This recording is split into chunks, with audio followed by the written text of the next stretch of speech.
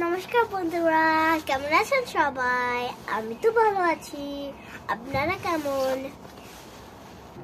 কানাডাতে তো এখনো ঠান্ডা আছে, এর কারণে আমি জ্যাকেট পরে রয়েছি।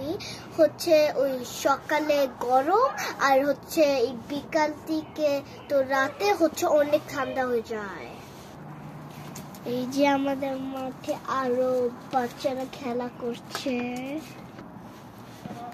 আমিও খেলা করতে গিয়েছিলাম সকালে, কারণ তখন রোদ ছিল। আমরা যে শাকের সিডস গুলো দিয়েছিলাম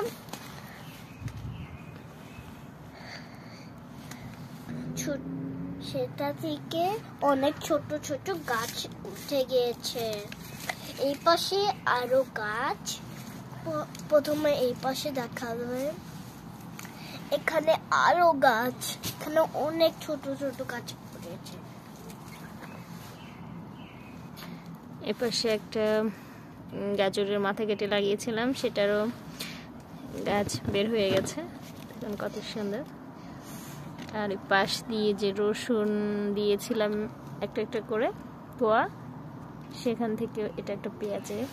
এত ঠান্ডার মধ্যে গাজরের গাছ আর এই গাছগুলো উঠছে। এটা একটা পেঁয়াজ দিয়েছিলাম, সেটা থেকে গাছ বের হয়ে গেছে। এই পাশে যে রসুন কর্নার কর্নার দিয়ে। যখন অনেক বড় বড় গাছ হবে তখন এগুলো উঠায় ইনডোরে নিয়ে যেতে হবে, কারণ কি এত ঠান্ডা এগুলা সহ্য করতে পারবে না। না, এখন আর ইনডোরে নিতে হবে না, এখন বাইরে থাকবে। হ্যাঁ। তারপরে যে পাশে আগে দিয়েছিলাম রসুনের গাছগুলো, এগুলো মোটামুটি বড় হয়ে গেছে, সবগুলোর মধ্যে উঠে গেছে। আর এই পাশে যে মটরশুঁটি, এই দেখেন এতগুলা গাছ বেরোইছে, আমি কাউন্ট করতেও পারি না। একটা, দুইটা, তিনটা, চারটা, পাঁচটা, কি আছে? পুরো বেডটাই একদম ভরে গেছে। আমরা অনেক বেশি দিয়েছিলাম, কারণ শীতের সময় সবগুলো শেষ থেকে জার্মিনেশন হয় না, অনেক বেশি ঠান্ডা, সেজন্য অনেক বেশি করে দিয়েছিলাম। তো মোটামুটি আর কি চারা বের হতে শুরু করেছে। এই যে আলু থেকেও গাছ বেরোনো শুরু হয়ে যাচ্ছে। এখন আলুগুলা একটা পটে দিব, ওদের বেড রেডি করে দিব। আমরা একটা একটা করে দিচ্ছি।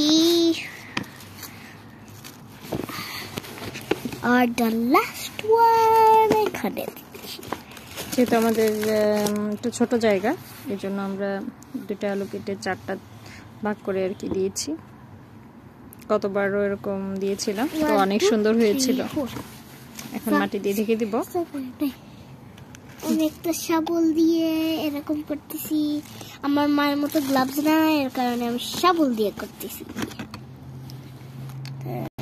মাটিগুলা দিয়ে দিচ্ছি, তারপর আমরা অপেক্ষা করবো যখন এখান থেকে অনেক বড় গাছ দিবে, তারপর আপনাদেরকে আবার শেয়ার করব।